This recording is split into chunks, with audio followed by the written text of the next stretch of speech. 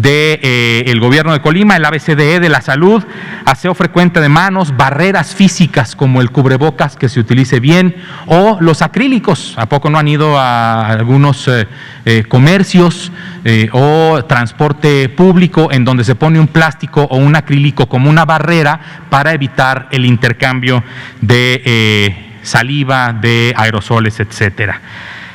Cuidado de la salud, lo comentó el doctor Miguel Malo. Cuando una persona vive con diabetes o con hipertensión o con VIH o cualquier otra condición de salud y esta condición está bien controlada, el riesgo es el mismo que el que tiene una persona que no vive con esa condición, que no tiene diabetes, que no tiene hipertensión, que no vive con VIH. Entonces es importantísimo el cuidado de la salud, no solo para evitar la enfermedad, sino para cuando ya tenemos una enfermedad en nuestro cuerpo, tenerla bien controlada, nos reduce el riesgo de presentar un cuadro grave y de fallecer por COVID. La D del ABCDE, la distancia, úsala sanamente, o distancia, así como en la escuela. No nos dicen Ricardo Cortés, ¿no? Es Cortés Ricardo. Entonces acá en lugar de Susana distancia es distancia Susana. Distancia, úsenla sanamente. Y la E, los espacios ventilados. Un aspecto importante en donde la ventilación, el intercambio del aire dentro de espacios cerrados es importante para evitar la contaminación del aire con potenciales aerosoles que pudieran estar contaminados con el virus SARS-CoV-2 o con cualquier otro virus. Muchísimas gracias. Son las 19:46. Vamos a empezar con preguntas. Empezamos con Blanca Valadez, Arturo, Juan y Sergio, ¿sí? Y Yanni. Gracias. Doctor Cortés, muy buenas noches a ambos. Preguntarle, el pasado 30 de abril, aquí en Palacio Nacional, el presidente informó que para finales de junio, se tendría 50 millones de personas vacunadas. Y ayer y antier el propio subsecretario comentaba que la idea era llegar a junio, pero con el 20% de la población, es decir, más de 20 millones de personas. ¿Se ajustó la estrategia de personas vacunadas o hubo una confusión en los números o qué pasó? ¿Por qué esos dos, números que se dan a la población son muy dispares? Esa sería una primera pregunta. Muchas gracias, Blanca. Tendríamos que personalmente he tenido que revisar cuáles fueron las declaraciones del ciudadano presidente para saber en dónde pudo haber estado la diferencia entre la declaración del presidente López Obrador y la declaración del subsecretario, pensando en que prácticamente todas las vacunas requieren de 2 dosis y que son alrededor de 24 o 25 millones de personas, las personas que están en este grupo de edad de 50 y más. Probablemente ahí pudiera estar la diferencia, dado que para tener esquemas completos en todo este grupo de edad, probablemente se requieran 50 millones de dosis, alrededor de 50 millones de dosis para vacunar a 25 millones de personas, y que pudiera estar ahí la confusión. Con todo gusto, Blanca, lo comento con el doctor López-Gatell para poder establecer bien esta Le comento, diferencia. Ese día dijo textualmente el presidente: yo estoy seguro de que a mediados de año, a finales de junio, principios de julio, vamos a tener ya vacunados a 50 millones de mexicanos. Ese es un dato. Así como dije que íbamos a terminar en este mes de abril de vacunar aún con una dosis a todos los adultos mayores, y lo cumplimos, así estoy haciendo mis proyecciones hacia adelante. Entonces sí habla de que al menos 50 millones de personas. Quería ver si con base a los lotes que van a venir y las proyecciones se podría hacer esto o qué pasó, porque es con base a las primeras proyecciones que hubo de las entregas, y que si se entregan el número de dosis que se había proyectado al mes de junio o julio, habría al menos 100 millones de dosis entregadas en nuestro país, lo que serviría para vacunar a 50 millones de personas. Yo lo platico con el doctor López-Gatell para establecer y volver a dar aquí la información completa sobre cómo va caminando la estrategia y cuántas personas tendríamos a finales de junio proyectadas. Y solamente una precisión, una pregunta también. Se estuvo convocando a las personas por la situación de la tragedia, la lamentable tragedia, a donar sangre. Cuando se tiene COVID o la gente ya tuvo COVID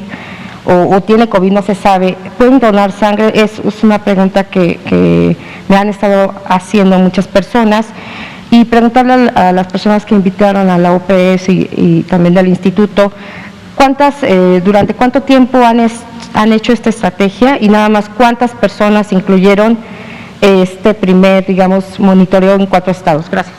Muchas gracias, Blanca. Rápidamente, la pregunta de la donación de sangre. Si recuerdan, la investigación que presentó el doctor Víctor Hugo Borja Aburto hablaba de la cero prevalencia en personas que donaron sangre. Eso quiere decir, sí pueden donar sangre las personas. Evidentemente, con un cuadro activo no podrían donar sangre. Eso sería una contraindicación, no solo de cuadro activo de COVID, sino de cualquier otra enfermedad. Pero en general, quienes ya se hayan recuperado de COVID-19 o que no sepan si tuvieron un cuadro de COVID-19 pueden donar sangre sin ningún problema.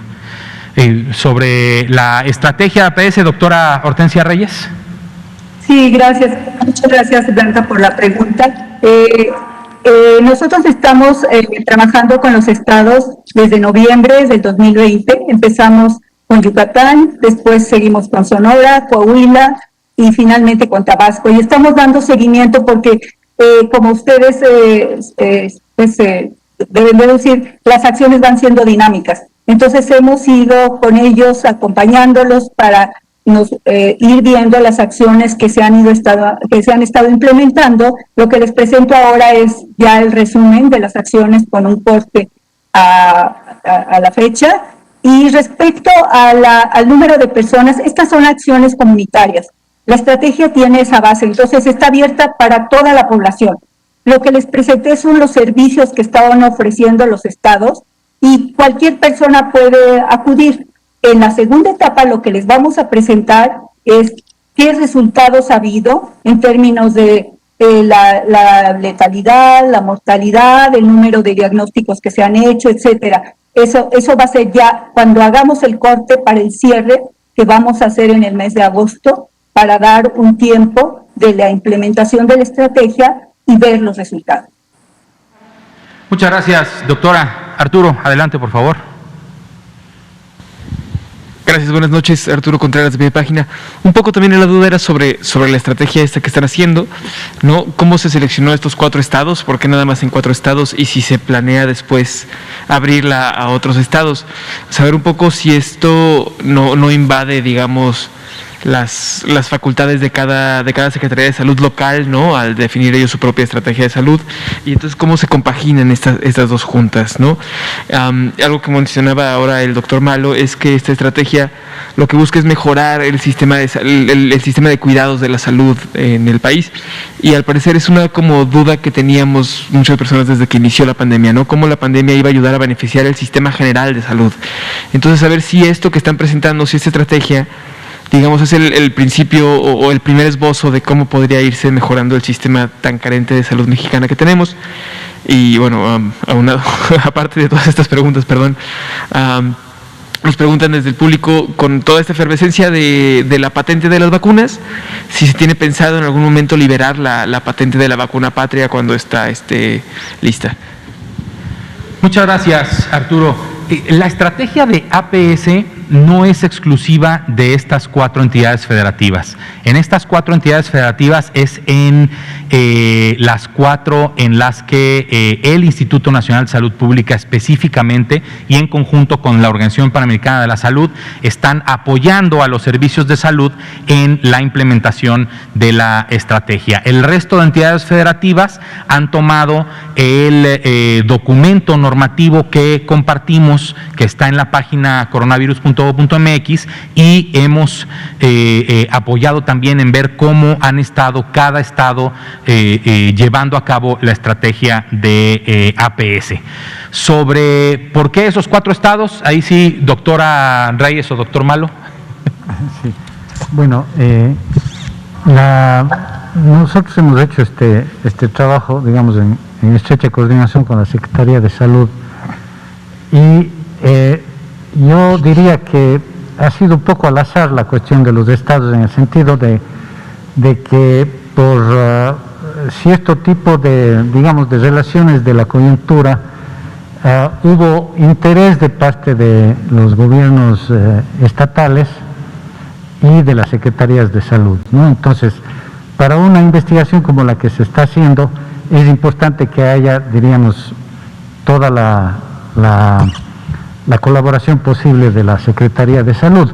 Ahora, lo que creo que es muy interesante, que ya se mencionó aquí, es que, digamos, es un trabajo más bien de rescate de esa identidad de los propios estados, ¿no? Es decir, de toda la diversidad que se ha dado en la respuesta de los propios estados, y seguramente toda la propuesta metodológica que se está trabajando va a ser útil para otros estados en función de revisar qué indicadores podrían trabajarse para mejorar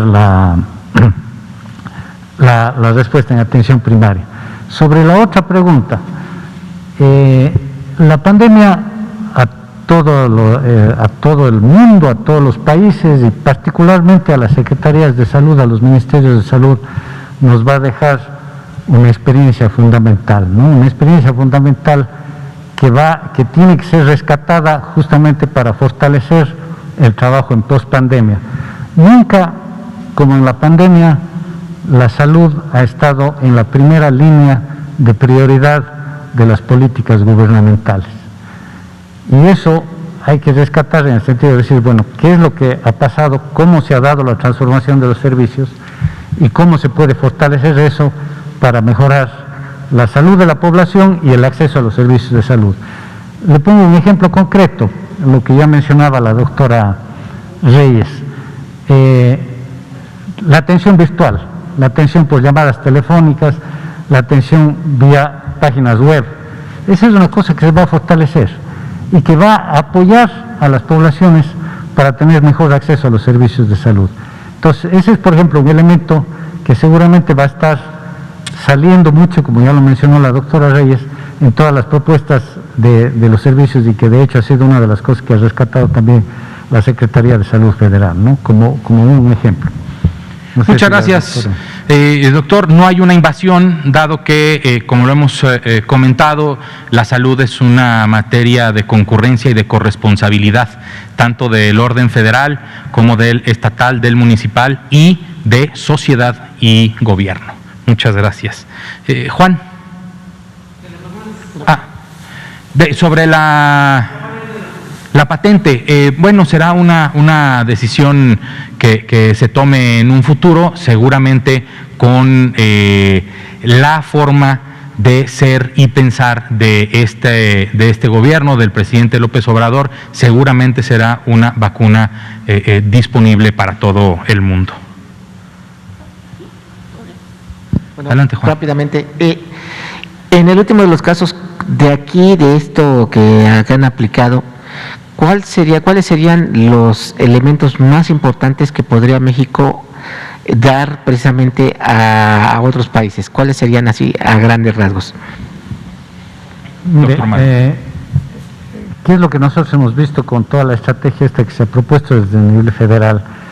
Este fortalecimiento de todo lo que es la atención desde el centro de salud hacia la comunidad, primera cosa, ¿no? Es decir, el volcamiento y la apertura, diríamos, de los servicios de salud, de los centros de salud, más hacia lo comunitario. Ese es un aspecto fundamental.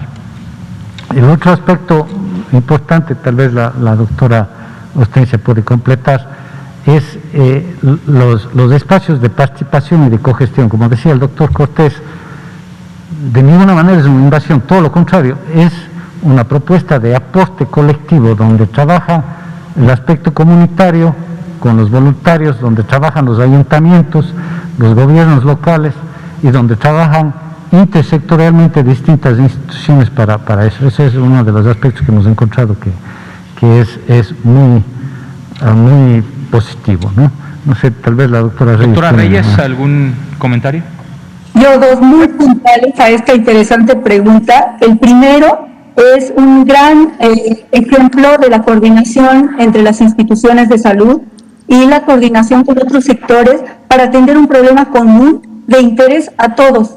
Y la segunda, la participación de la propia población, que ha sido muy activa y que ha aprendido tanto en esta pandemia de cuáles son los riesgos, las posibilidades de contagio, y que va a estar participando cada vez más en su propio autocuidado. Pienso que esos dos son ejemplos que, como usted pregunta, que se pueden extrapolar para continuar fortaleciéndolos y tal vez para otros países, otras regiones.